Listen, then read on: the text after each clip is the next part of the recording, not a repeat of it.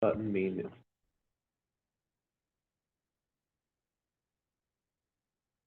I think we're green. Commissioner Varela, can you hear us? Yep, I got you now. Okay. Good. Sorry. Yeah, I just figured it was a private conversation that you didn't want me involved in, so I figured I'd just stay quiet. No. Oh, no. Do we need to start over, Fred, if we were not recording? I think it was recording. Okay, I don't good. think the mic was on. Yeah. I was yeah. able to see everything. Well, I didn't hit any magic buttons to turn the mic on. All right, so, It's all good. So Go I'm ahead. Michael Tobias. I've been on the Planning Commission since 2018. Lived in Tumwater since I think, about 2017 was when I first moved into the city limits, and I've just been similarly, think it's a great place to call home, and want to be involved in the planning to make it even better for current and new arrivals too. So, welcome. Jerry Kirkpatrick, we moved here in 1991, and I worked for the Department of Natural Resources for 13 years after we arrived here. And I joined the Planning Commission just shortly before I retired. And blessed to be on it ever since, so thoroughly enjoyed it. well, I will go. I'm Elizabeth Robbins. We've met already, but let's see. I moved to Washington State in '92, so not long after Terry moved to this area. But I moved to Tumwater from Olympia, big move, in 2000, and have been here ever since. I worked for the State Department of Transportation for my career, but I'm retired now, and joined the Planning Commission in 2020, and have been learning ever since. So, yeah, welcome. I'm Kelly Von Holt, and I've lived in Tumwater for the last 15 years, and I applied for a job with the city, and I didn't get it, but Mayor Pete Komet said, you know what, you can be on one of my boards and kind of see if you really like city government. So I started on the Parks and Recreation Board and as the city's Crime Stoppers representative. And then I think I've been on the Planning Commission for over a year. I don't know. COVID kind of has, I don't know how many years. It's been 5, it's been 3, I don't know. Yeah, I really love Tumwater, and it's nice to meet you. Thank you for joining the Planning Commission. Let's go to Commissioner Varela online. Hi, Anthony. I've been in Tumwater since 2020. My wife and I are both retired military. We moved out here as our final assignment. I've been on the Planning Commission just shy of 2 years. I do some other stuff here and there, but primarily just enjoying retired life. Welcome aboard.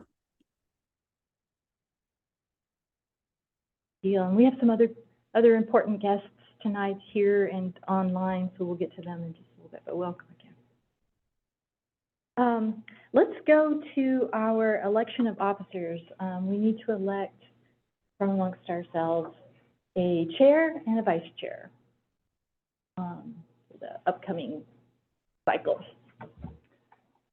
I think we'll start with the chair position. So the process is the members of the Planning Commission nominate representatives that they think are appropriate. Commission decides by vote. The term is 1 year according to your procedure. And also encourage election of the vice chair. Somebody else.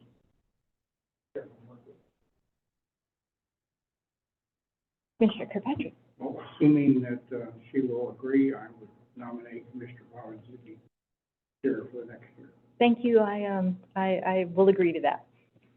We need a second. Commissioner Tobias, I'll second the nomination. Or do we need a second nominations, or? Second, Yeah. It wouldn't hurt. Okay. Okay. Thank you. I appreciate that. Should I call for other nominations or any other nominations? Oh, Commissioner Varela, I'm not sure if that. Okay. Not it. Not familiar with that gesture. Okay, just checking. All righty. Well, let's call a vote then. I appreciate that recognition and that honor, and I am willing to serve. All in favor of electing me as your chair for the coming cycle, please say aye. Aye. Any opposed? Great. Where's my gavel? Okay. Let's move to election of vice chair. Any nominations?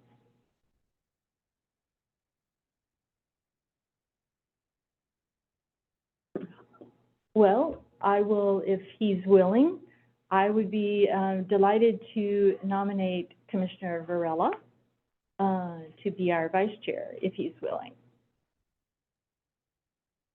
I'll have to decline at this time. I don't think I can provide the time and support that would require, but I am honored to be considered. Great, thank you. Thank you for your graciousness. Other nominations?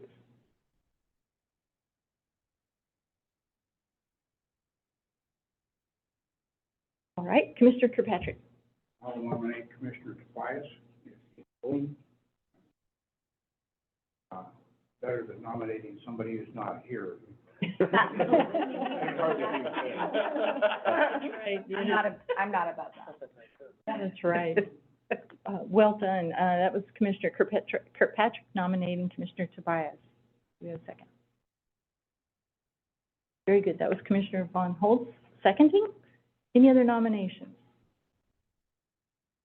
Very good. I'll accept the nomination. Oh, I should have asked. I'm sorry. Oh, you didn't have a choice. Sorry, Michael. I was waiting for the second. That's so we assumed. Okay. If I'm gonna be vice chair, I should probably know some procedural. All right, you should, but better than me, so, okay. All in favor of electing Commissioner Tobias as our vice chair, please say aye. Aye. Any opposed? Very good. Congratulations. Commissioner Tobias is our new vice chair for the coming cycle. Thanks, everybody. Let's go on to item number 6, which is our city administrator, Lisa Parks.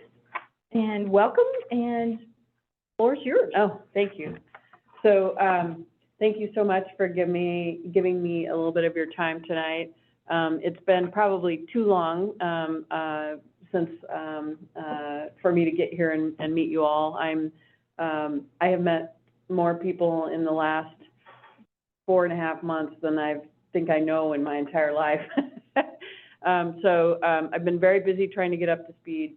And so I feel like I've got my feet under me. So this month I am working to meet all of the different boards and commissions. So thank you for giving me the opportunity to come here tonight.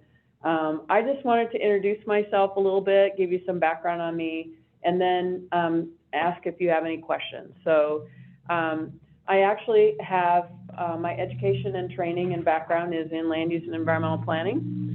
So I appreciate what you all do. I know the detail and the volumes of documents that you plow through. So thank you for that. I graduated from college with a degree in urban and regional planning from Eastern Washington University in June of 1990. And if any of you are familiar, the Growth Management Act was actually passed and became effective in April of 1990. So it was very timely, not planned on my part.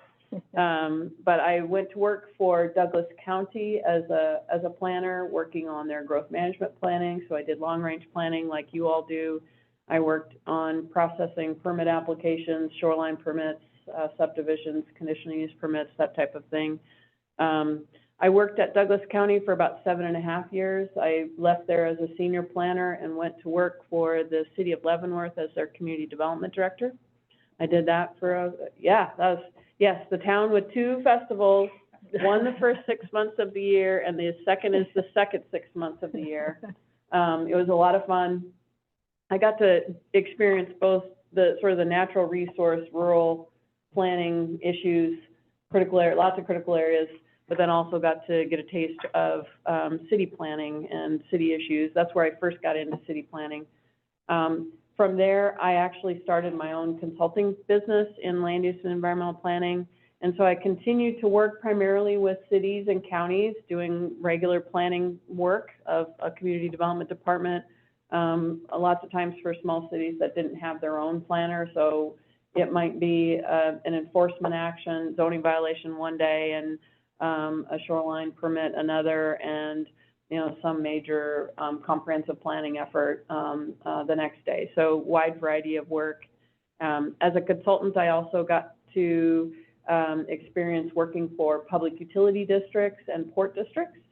And so in 2011, I had an opportunity to apply and get back into the public sector and become the executive director of the Port of Douglas County.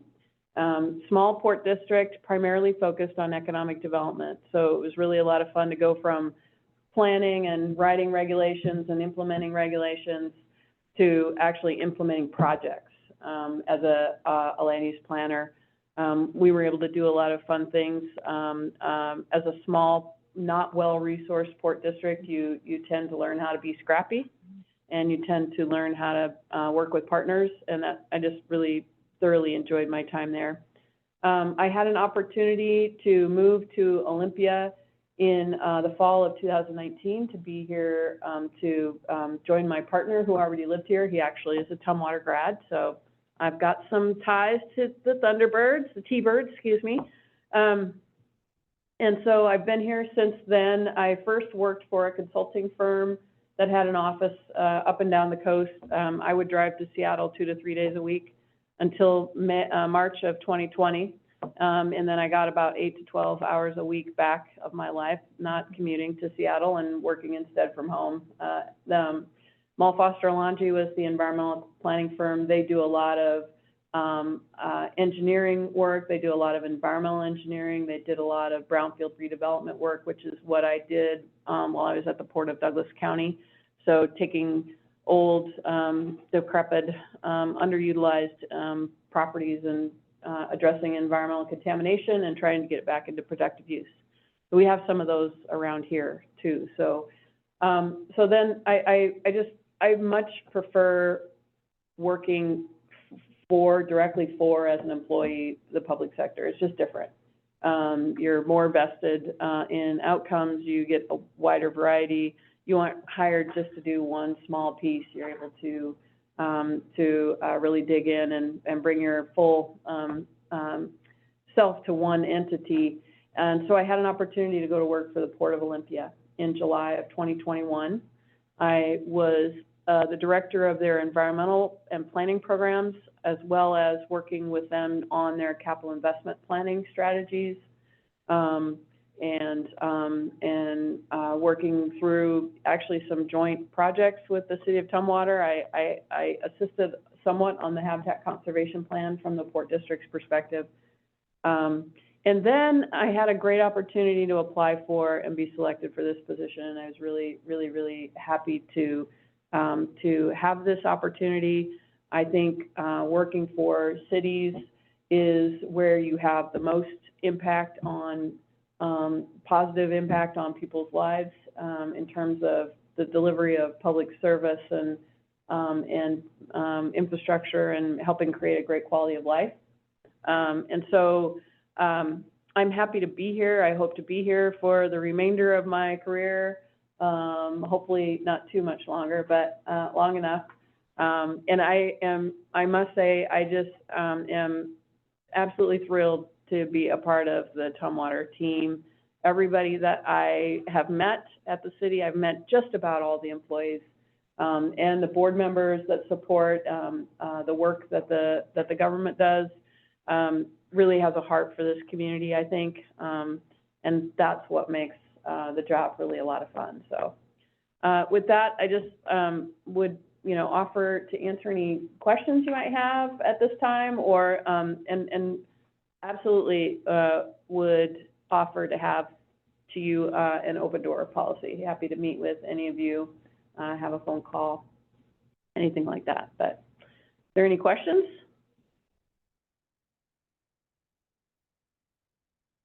Throw one in there. Yeah. Okay. Hopefully in the 4 months that you've been here, somebody has talked about Tumwater University.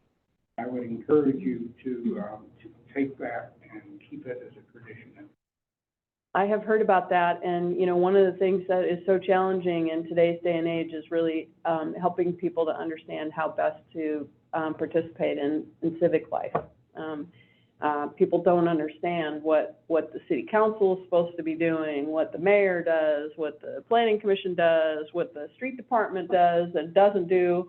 So absolutely, I think, that's a great program. We didn't have, a lot of interest, as I understand it, most recently. So part of the challenge, I think, is trying to take that tradition and that valuable, educational tool and re-energize it so that people have an interest in attending. So absolutely. Anything else? We are in East, Brad, these guys are so pretty easy to work with, so. Yeah, okay. Well, I'm going to take my leave. I apologize, but I have more meetings in the morning and tomorrow night, and again, my door is open, so feel free to call anytime. Thank you. Thank you. We're so glad you were able to come tonight. That's really great. Yes, and I'm happy to come any other time too when I have the opportunity, so. Super. All right, thank you. Have a good evening. Good night.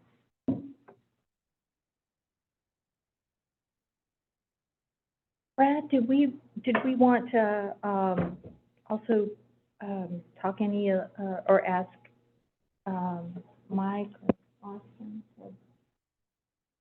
That was just on there.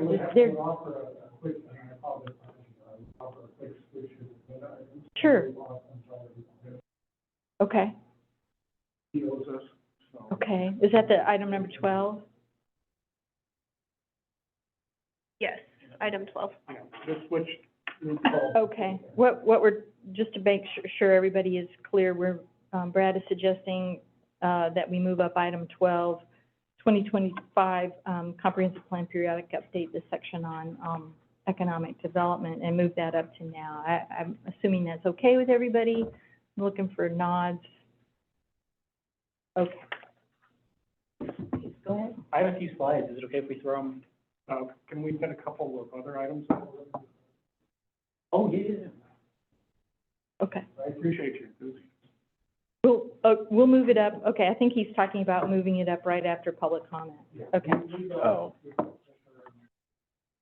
Yeah, okay. Those will go pretty quick, I expect. Sorry, my bungling. Let's see, okay, has anybody, do any of the commissioners have anything you'd like to report on since our last meeting or upcoming?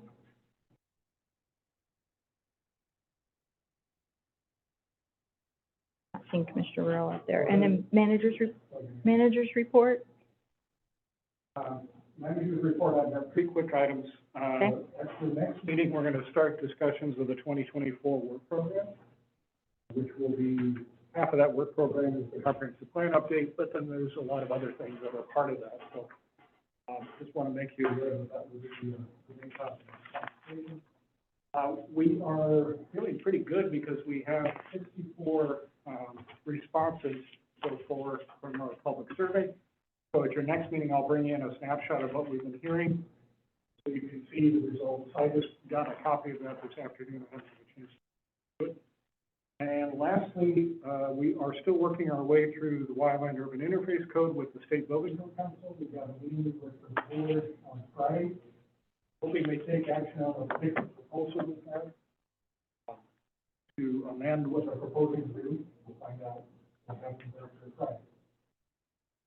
Let me take just a moment before public comment to, can you find? They want to unfortunately. All right.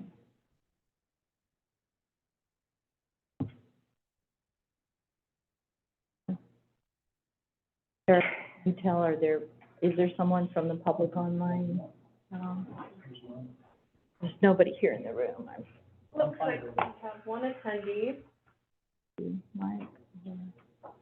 Oh, okay. Should I allow to talk? Let me just recognize, this is our general public comment period addressing things that, are relevant to the Planning Commission. And it looks like we have a representative from Jolt News, and I would ask if you'd like to speak to the Planning Commission on our areas of, interest that you identify yourself and take a couple of minutes if you have anything.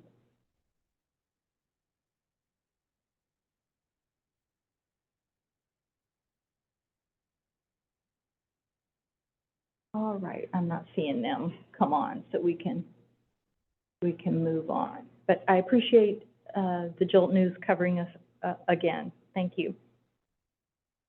All right, let's go to our comprehensive plan update on economic development. You're ready.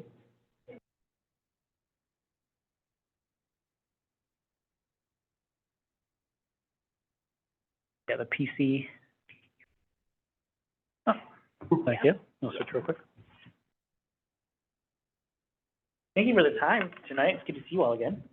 And it's good to meet you. We did a lot of fun stuff at Heritage while you were there, so thank you for all your help. I didn't realize it was the same person until your introduction.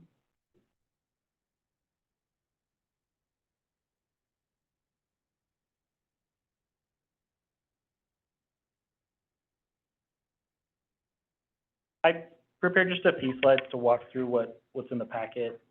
This is just an introduction to our economic development plan update that will be part of the broader comprehensive plan update. So just wanted to sort of start that conversation with you all tonight.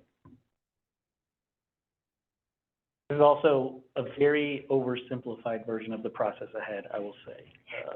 It's not going to be as simple as it will look in the slide deck.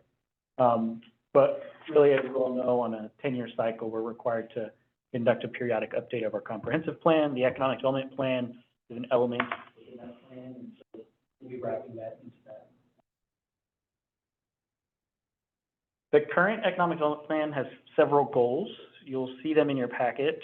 I'm not going to read through the 9, but I've listed the 9, and then within each of those 9 are several sub-goals.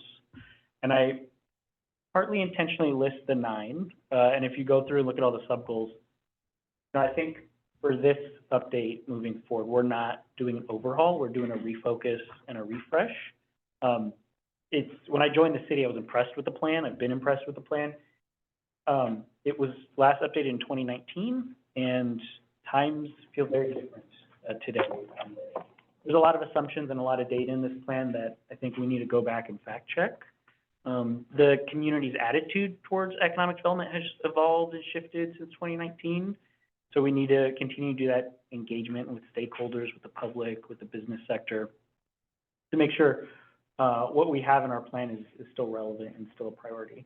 I also think each of these is a goal. Each of them have several priorities. We're at a point, resource-wise and workload-wise, we really need to hone in on what is most important. What are our main priorities in economic development? And that's a really good problem to have, that we are incredibly busy, that we're a hub for investment, that we are where people want to be. The development community likes to call us the 50-yard line between Portland and Seattle. And because of that, we're a really good hub for manufacturing and logistics and industrial, and also a really wonderful place to be with a higher quality of life and a cheaper cost of living in many cases. So we're in a really good spot. And this is the most simplified and condensed view of next steps for us. For the economic development plan especially, what we'd like to do by spring 24 is update the data and the assumptions that we've made, the market profile for Tumwater, add some new initiatives. And I think one of the few things we don't have reflected in this current plan is our work around the Habitat Conservation Plan, HCP. And that's really just because of the timing in 2019 when the last update happened. Half of my role, I think it is, Brad, will be focused on implementation of the HCP. So namely securing mitigation land throughout the city so that development can continue, so we can offset the impact to gopher habitat in particular. And so that's one of the key areas I think we really need to add, because that is a huge priority now. It has been and will continue to be. It's a 30-year permit essentially. And then we also have some goals and some initiatives that are no longer relevant in reviewing the plan. We have some that we've completed, which is really exciting. It's nice when you can take something off because you've done it. And then throughout this entire process, and what I've largely been doing up until now is gathering feedback on what our plan should include, changes should be there.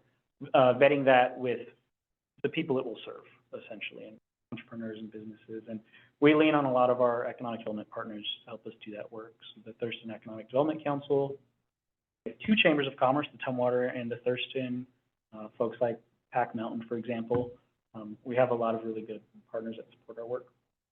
And then another sort of theme throughout is an infusion of DEI work, diversity, equity, and inclusion as a whole, and also environmental justice. And that actually pairs nicely with some of the grants we've been able to get to support our economic development initiatives.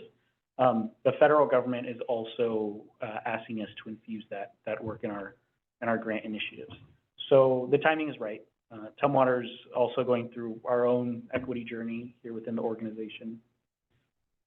And then phase 2, winter 24 through fall 24, really continue to gather that feedback with each iterative draft of the economic development plan, and the same will be true for the rest of the elements that Brad and others will be working on.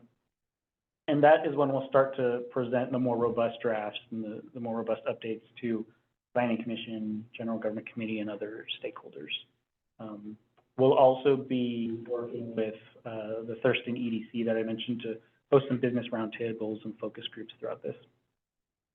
And then phase 3, which is fall 24 to June 30th, 2025, will involve a lot more engagement, a lot more drafts and work sessions, and ultimately culminate in the adoption of an updated comprehensive plan.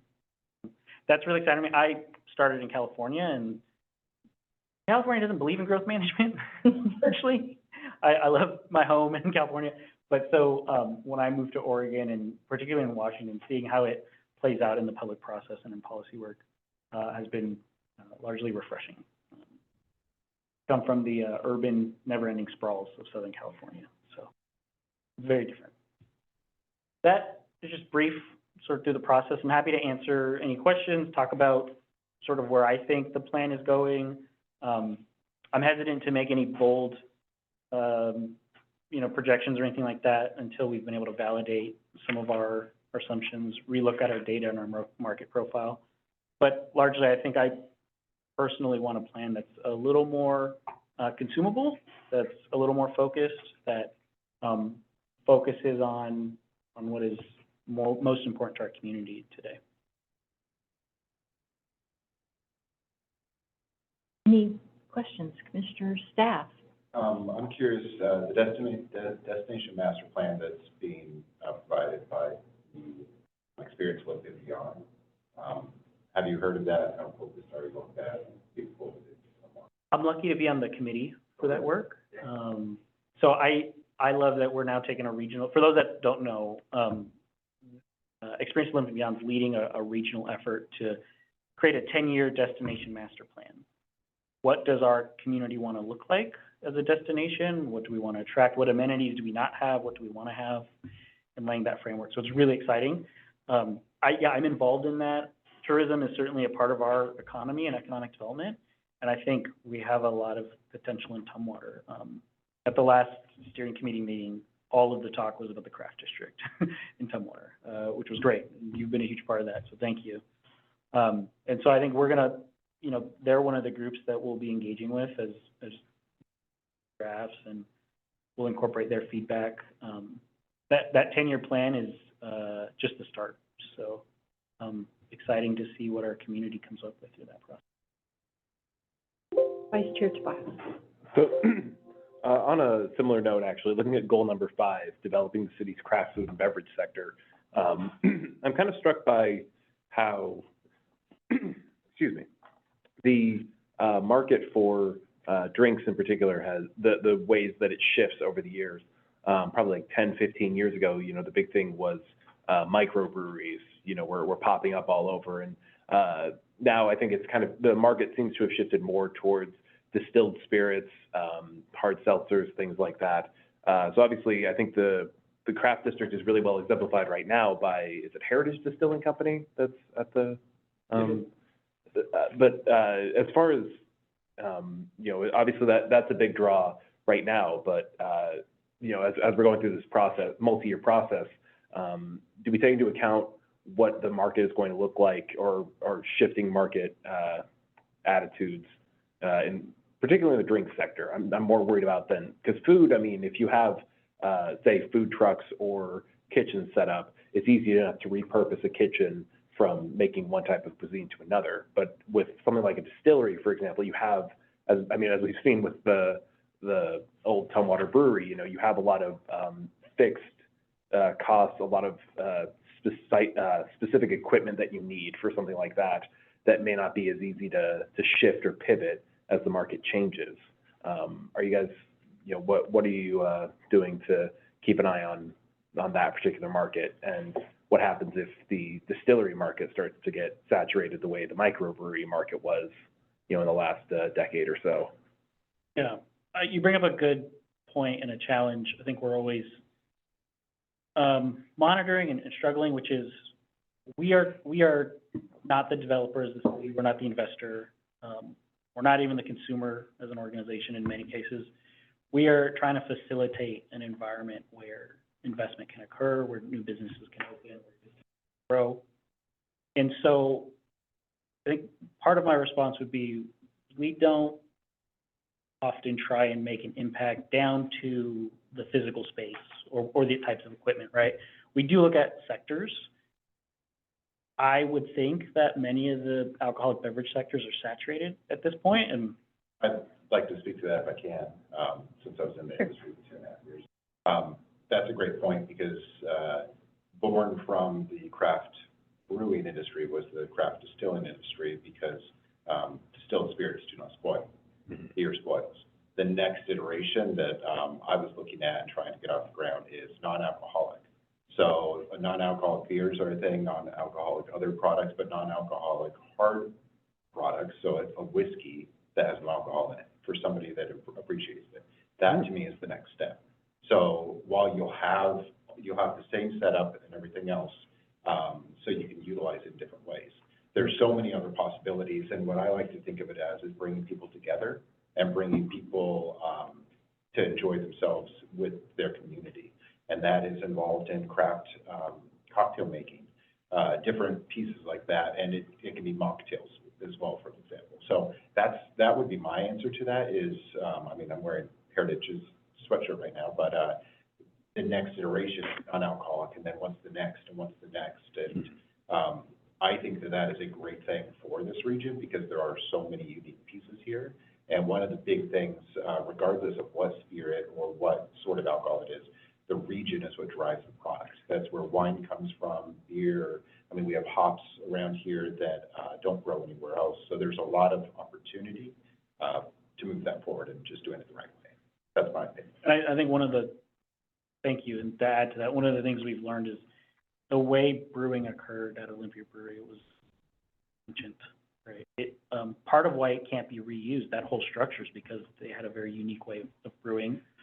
And I think what we're seeing is, trends and patterns in how things are done, and they're easier to adapt to.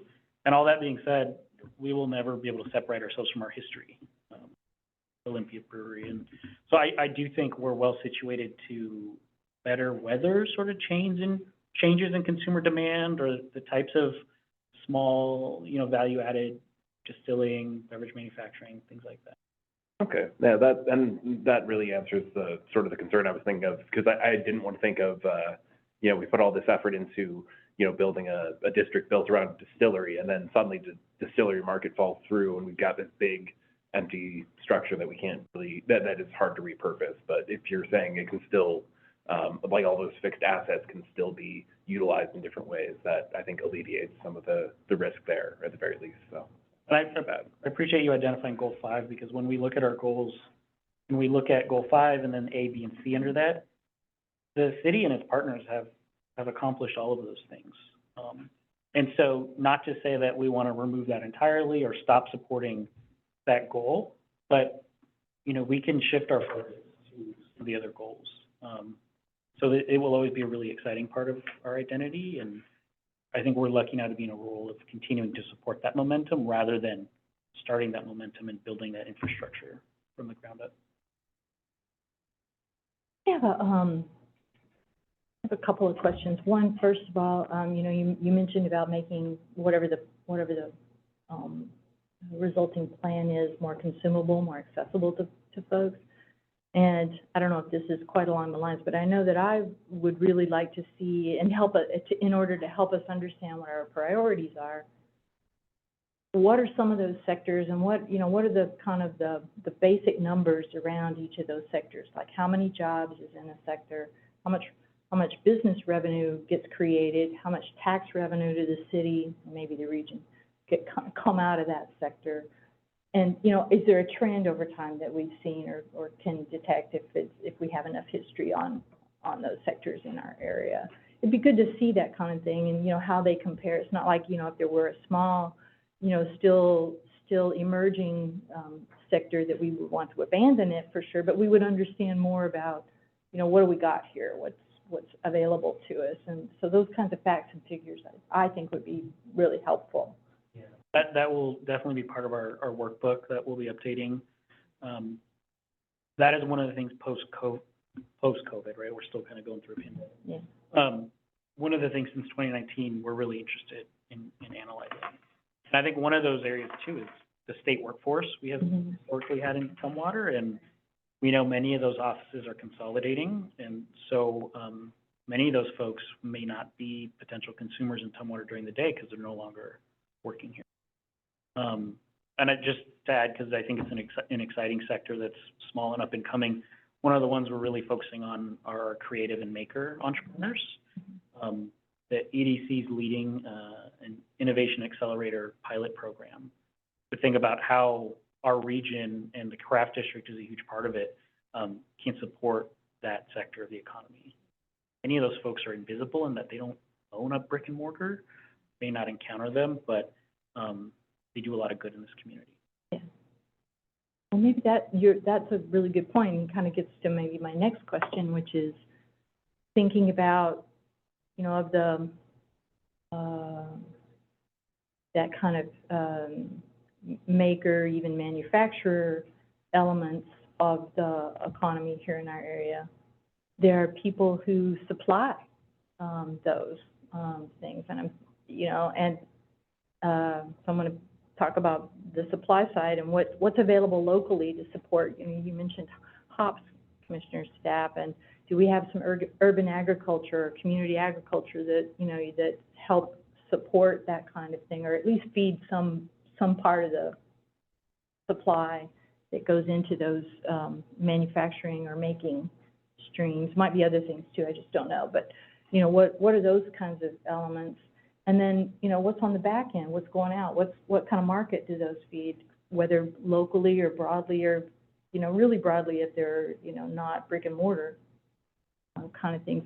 Can we get at some of that sort of information to understand better?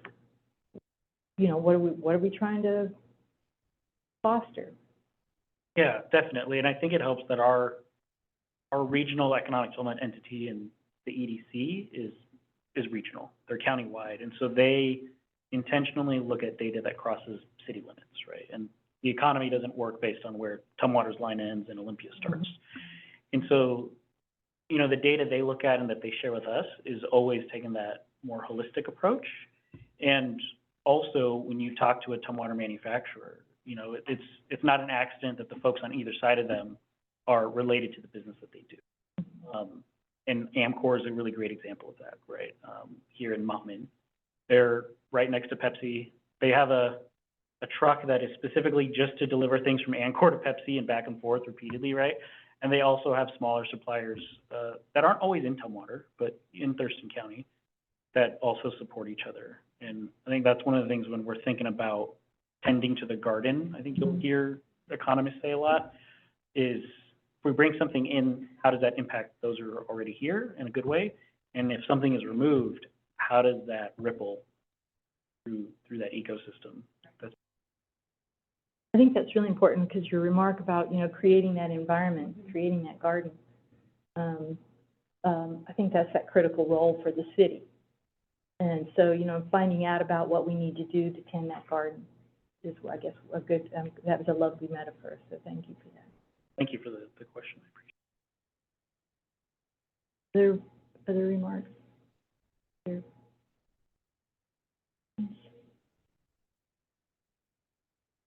long pause while I make sure and give you guys time. Okay. I don't think we have any other questions for you just yet, but looking forward to seeing how this progresses. Yeah, Thank you all, appreciate it. thank you. Thanks for coming tonight. Okay. Let's go back up to our ordinance number 2023-002, final document 2023 comprehensive plan. I think that's Erica. Yeah, Okay. no problem. They save the best for last, you know? Thanks for letting me borrow.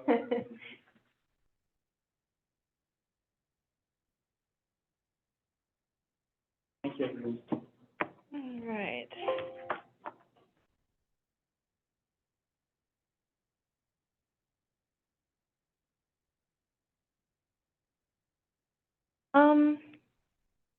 I would only bring up the presentation to go over the underground utilities.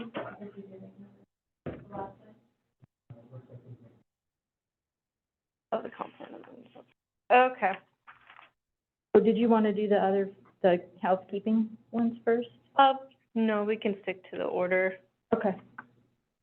So I did not, put together a presentation for this one.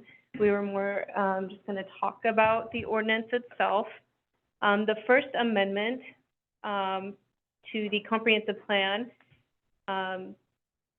is the old Highway 99 corridor plan.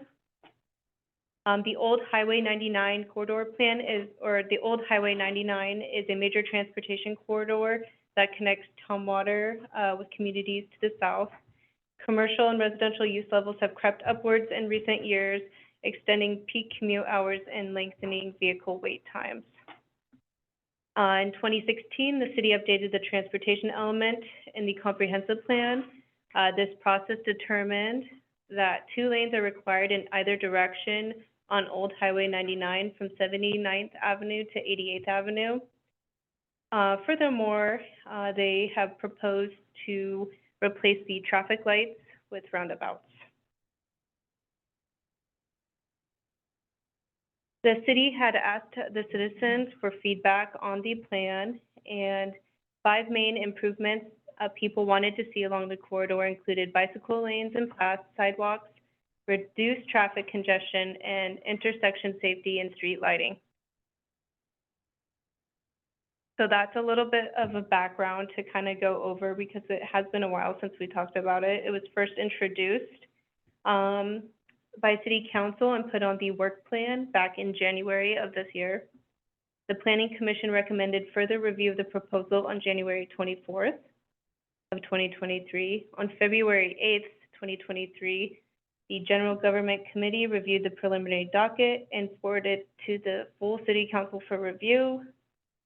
City Council held a work session in February on the 21st to consider recommendations from the Planning Commission. And tonight we are here talking about a briefing and going over the ordinance. Is there any questions on the old Highway 99 plan? Commissioner Tobias, Vice Chair Tobias. So from what I understand too, Old Highway 99 runs directly through the city of Tenino as well, does it not? Or Goes to tonight. it goes to Tenino. Are we partnered with the city of Tenino at all in this initiative, or are they just? This is a project entirely within the city limits. Mhm. Okay, so this doesn't extend like that far down. Only to 88th Avenue. Okay. Didn't know if they had a particular interest in seeing it updated or not, but No, we haven't reached out to either. gotcha. Mr. Kirkpatrick. It seems to me that we're jumping over the stretch of Highway 99 between Tumwater Boulevard and 79th Avenue. There are no sidewalks there. Why build sidewalks between 79th and 93rd when there's no access to 79th?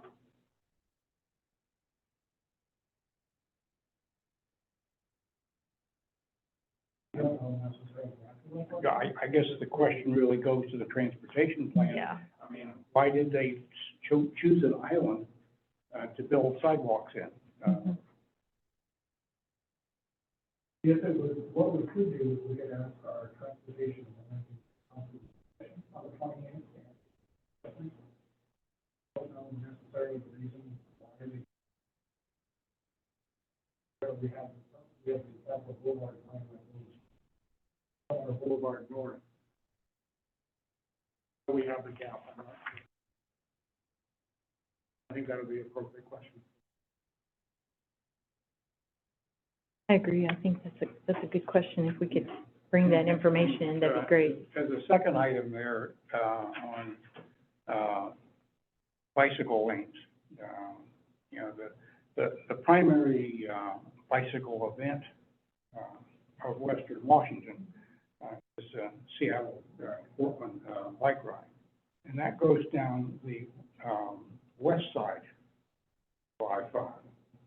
So it seemed to me that the more appropriate place for bike lanes going north-south would be on the west side rather than the east side of I-5. And I know I'm going to the transportation plan, which is not yours, but, I just was in, Denver, last weekend, the weekend before last, and Denver has, urban bicycle lanes, similar to what they're trying to do in Tumwater, but boy, let me tell you, they are all over Denver. There's no bicycles on them, but they're there. So there's no parking on any of the downtown streets because you've got bicycle lanes.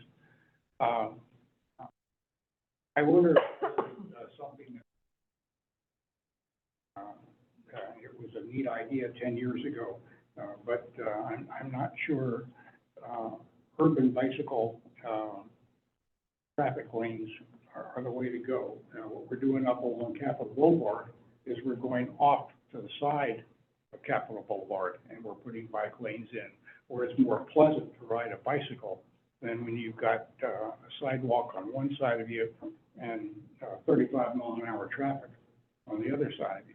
So I wonder, as we get into this, you know, we haven't seen much of a transportation plan for the last 10 years.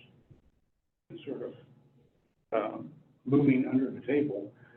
So I'm wondering whether they have looked at where we are today and what the needs of the city are as opposed to what they were 10 years ago.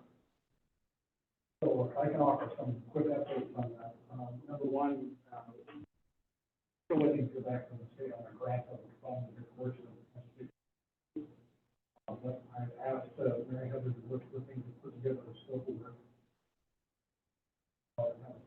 Really next year start working on that. One very important component of that will be a bike and pedestrian plan that will be getting companies specifically from a few goals across the board, but that's a missing component in our overall transportation plan. We do cars really well. We don't do pedestrians and not well at all. So I really think the focus of this transportation plan would be much more multimodal. A lot of those things and looking at the detail on what really works where. You're probably aware of dealing with Capitol Boulevard, for example, with bicycles. And north of Tumwater Boulevard is going to be a challenge because there isn't on-street parking to get rid of, and there's not probably enough space to create dedicated bike lanes for pedestrians. But I think that kind of thing will be part of the larger discussion.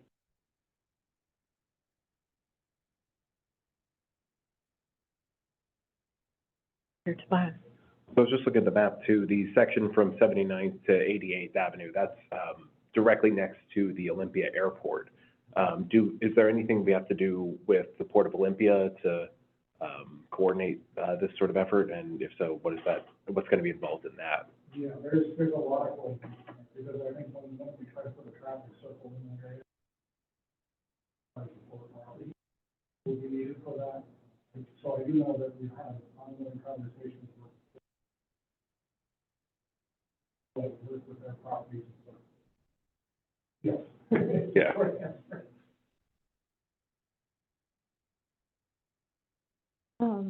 Hasn't some of that area just recently been reconstructed Am I thinking about the wrong?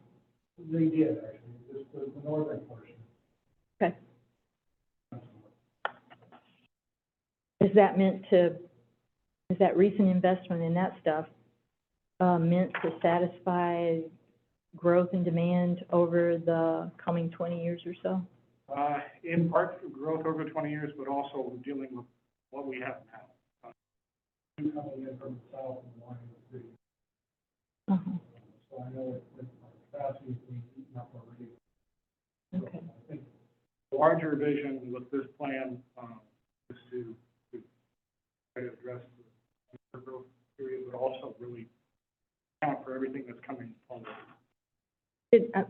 Can you go back just a second? Maybe I might have misheard you.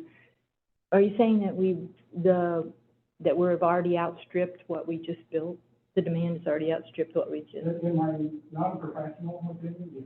okay, I have the numbers to support that. okay, Not offhand, but I okay, can say from my observation.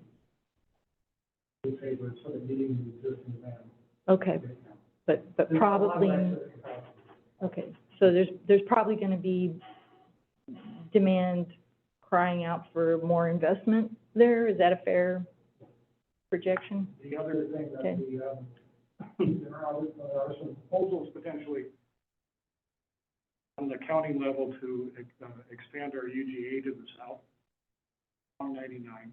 So those kind of things haven't been built at all, in our planning to date, but we're going to have to account for them. That kind of thing will be part of the larger discussion. Okay. I'm also curious about, kind of along the lines, about what our transportation plan says, but what about the regional? I mean, that's, Old 99's been a kind of a focus of that area precisely because it connects folks in some of the communities to the south. Is that relevant? Are there things within the regional plan that are relevant to the? Well, TRPC maintains the regional plan. Right. I would need to double check on that. Okay. In the middle of it. That work will definitely inform our work on the whole plan. Yeah. We are also required under GMA to coordinate with adjacent jurisdictions, so both Olympia and the county need to coordinate with their transportation folks to make sure that we're proposing for Yeah. things that they're. And we have to actually kind of comport with the regional plan too, right? We help implement that or carry it out. I don't think necessarily that's going to be, we're not making any dramatic changes to do that. Okay. Sort of recognizing what's already happening. Okay, I think so, how we do that won't be too much of a stretch. But we'll definitely need to update based on their projections, their yeah, volumes and so forth, not only on 99, but for the water. right, yeah, okay.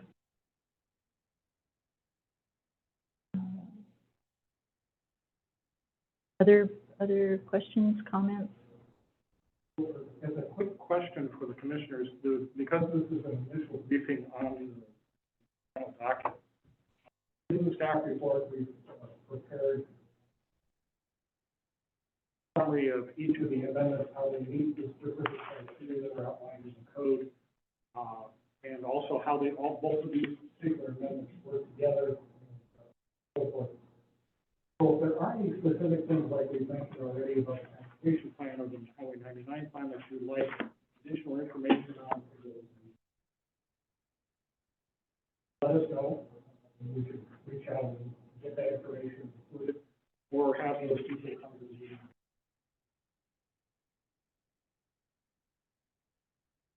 Do you think we would be well served to have, not Mary Heather, somebody on the transportation? I'll reach out to Mary Heather. She's out at a conference this week, but she's been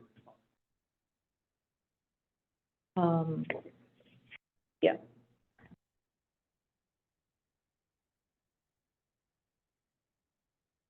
I don't see any other comments on that one.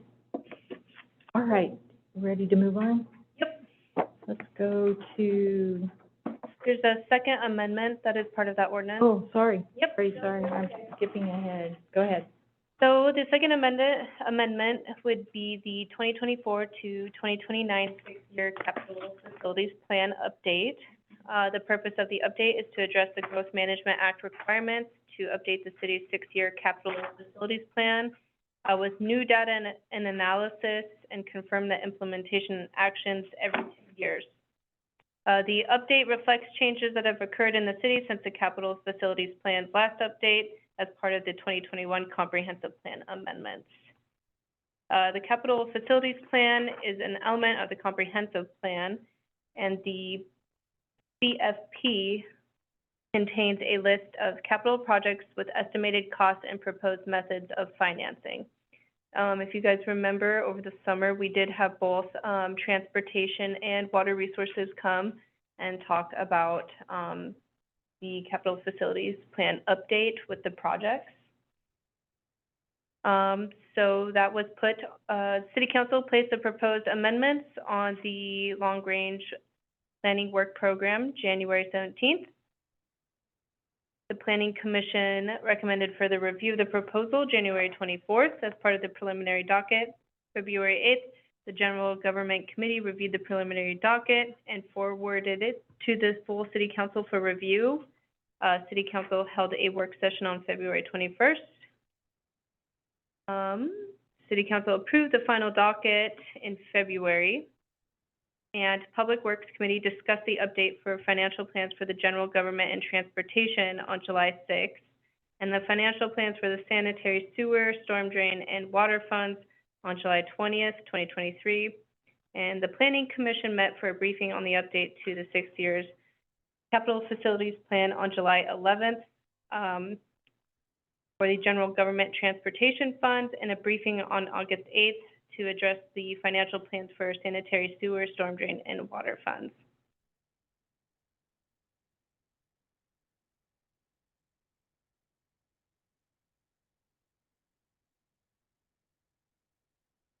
And as Brad had mentioned, in the staff report, it does say how it meets the Growth Management Act requirements. If you guys have more specific questions.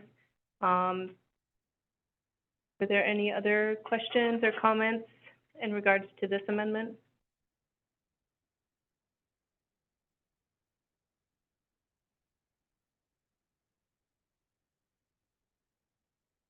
In any.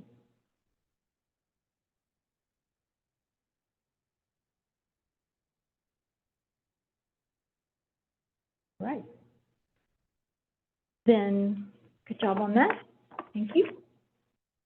Let's move on then to item 11.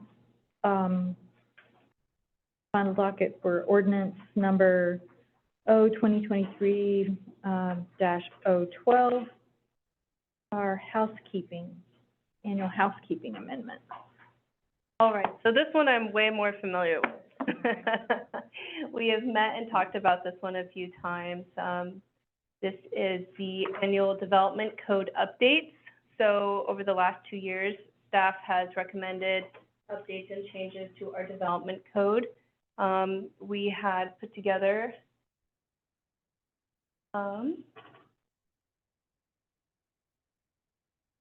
thank you.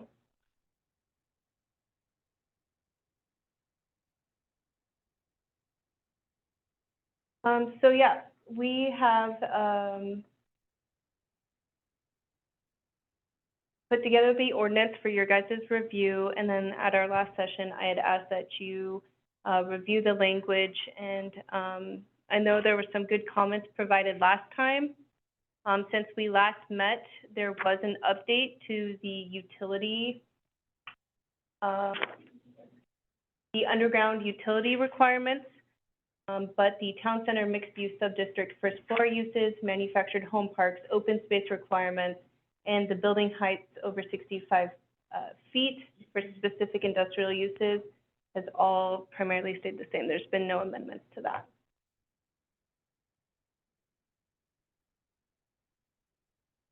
So in the report, I did provide the new language proposed. Let me bring something up really quick for you guys.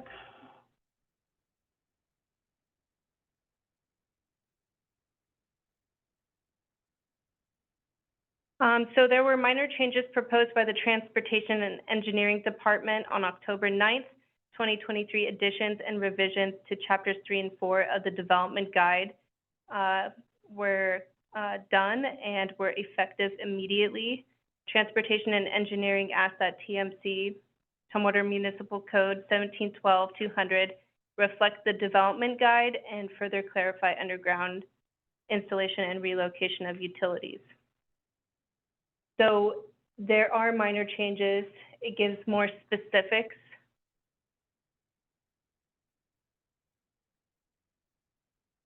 Vice Chair Tobias.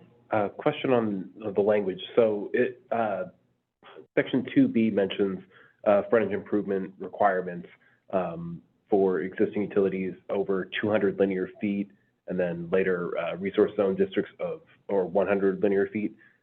What is linear feet in this context? Is that just straight 100 feet, or is that, how is that measured?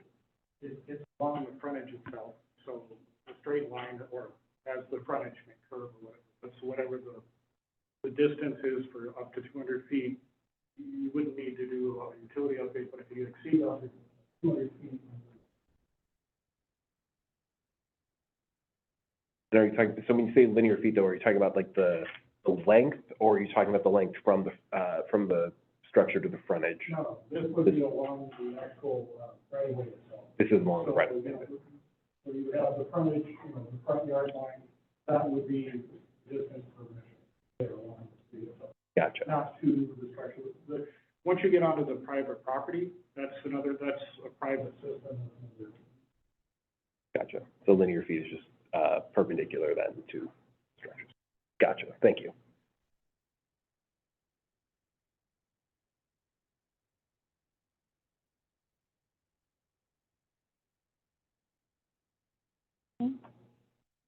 Any other comments, questions on the revision?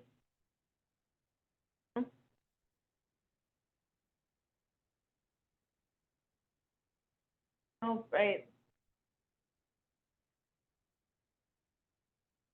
So the request for the commission tonight is to schedule a public hearing for your next meeting. As you're ready for public hearing, we'll go ahead.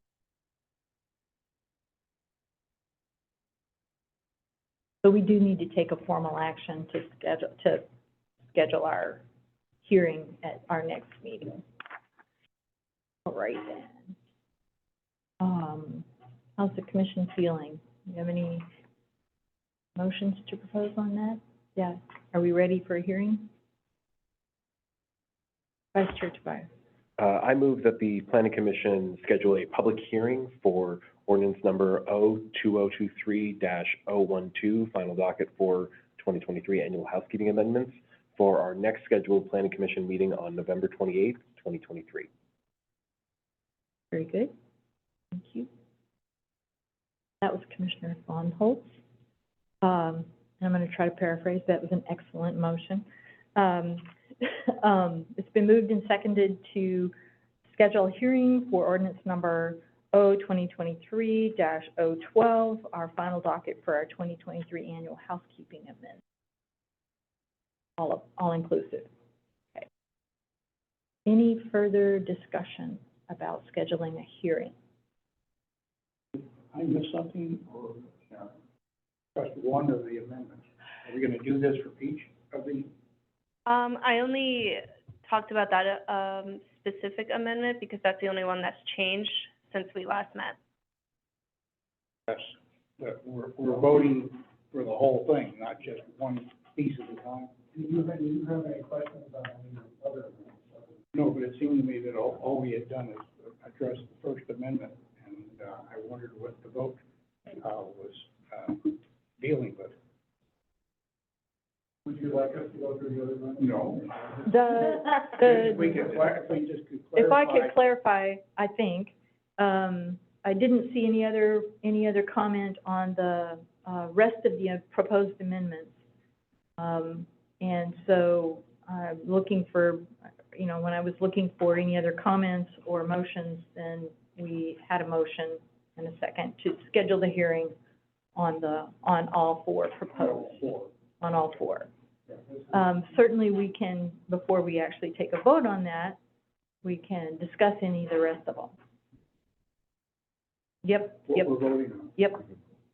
Is that clearer for folks? Okay, We're not even necessarily approving this yet, we're just voting to move it to a public hearing for our next session. correct.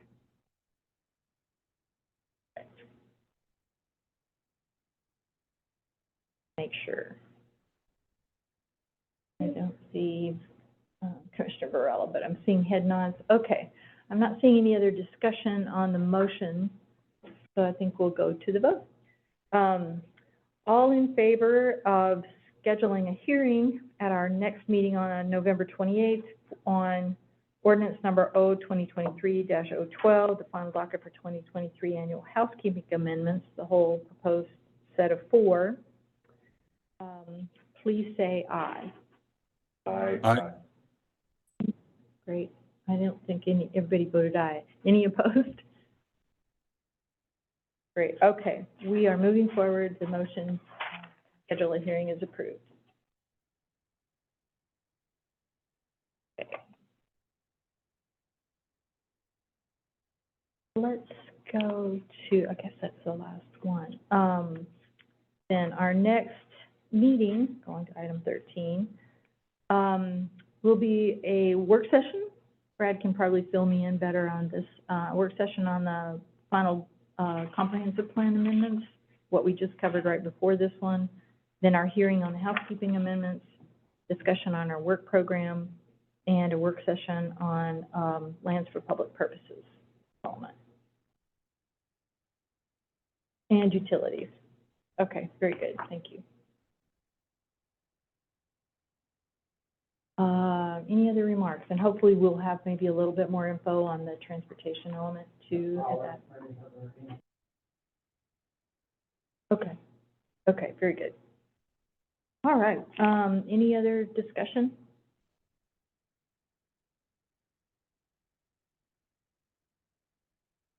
For tonight, very good. Then I will entertain a motion. We're done? Vice Chair. Vice Chair, I motion to adjourn. That was Commissioner Von Holtz, seconding our motion to adjourn. All right, any discussion? All right, everybody in favor of adjourning our meeting tonight, please say aye. Aye. Any opposed? Sorry for the lag time there, Commissioner Varela. All right, we are adjourned. Thanks, everybody. Have a great evening. Be safe. Bye. Safe.